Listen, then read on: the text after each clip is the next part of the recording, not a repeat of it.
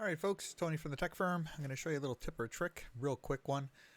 When I teach or do sessions or even troubleshoot, people are sometimes surprised how I search and find information on the internet, and sometimes I do it quicker than they do.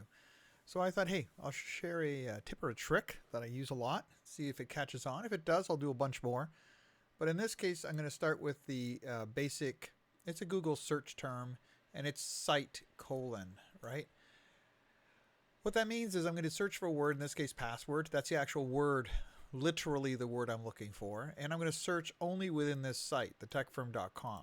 So when I press enter, by the way, this is Brave. It works in Chrome, it works in Edge, it works in Firefox, it works everywhere. And you can see it says only showing results from thetechfirm.com. And there's the word password, and so on, and so on, and so on, okay? So that's just how I find things. You know, it might help you, might not help you, but I thought it'd be worth throwing out there. Just a quick one. Have a good day. Bye for now.